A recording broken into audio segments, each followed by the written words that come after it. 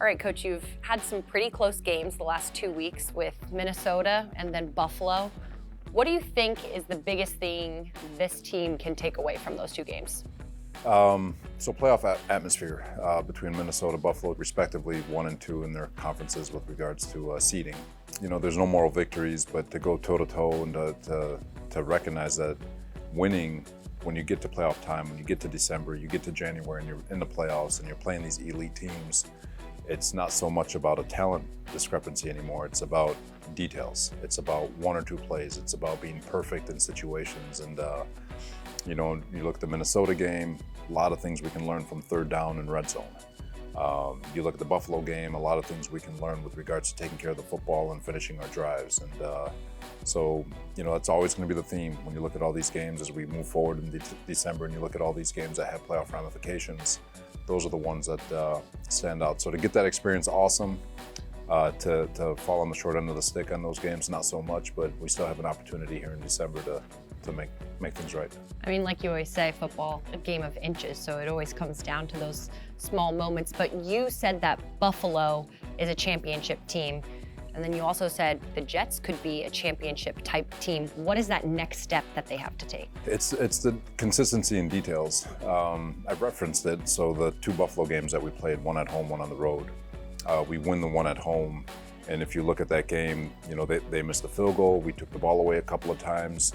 We had some long extended drives. We converted 3rd down. We finished our drives, and we finished in a 2-minute situation at the end of the game, where they went 1, 2, 3, 4, and out. Flip it. Let's go to Buffalo, and it's, you know, we have an offsides that extended a drive. We turned it over twice.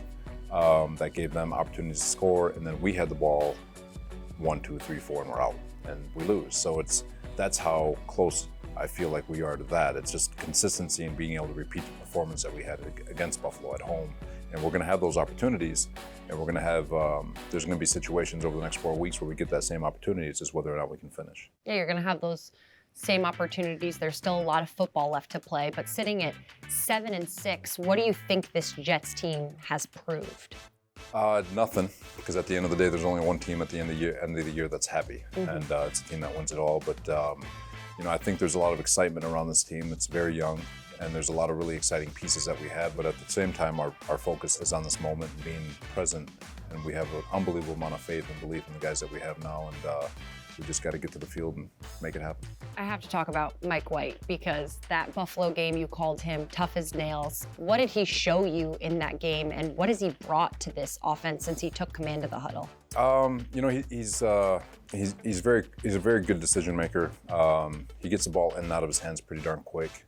He processes very fast, but I think he showed his teammates how much he's willing to sacrifice for them, how important it is to him, how important this game is to him, and how important his teammates are to him to put his body out there and have unwavering faith, to stand in the pocket and still take hits and still deliver the ball to a receiver that's coming out of his break, to trust that he'll be where he's supposed to be. So I feel like he proved a lot in that game, or he showed a lot, if you will, but you know, he's a good quarterback, and I'm really pumped for him that he's been able to take advantage of his opportunity.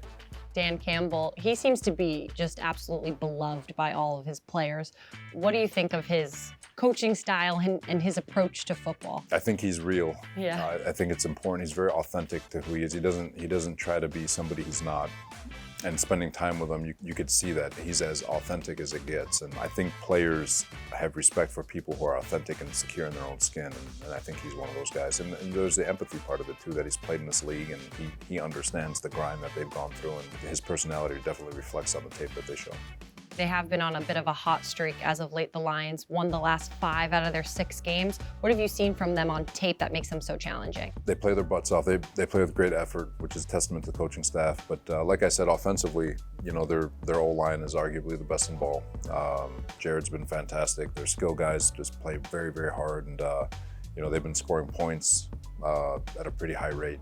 And then defensively, I know they started a little bit slow, but they've simplified to a degree, and they've gotten better and better as the weeks have gone. So they're getting hot at the right time, and shoot, their playoff hopes are alive. So we're getting another playoff type atmosphere again here at MetLife.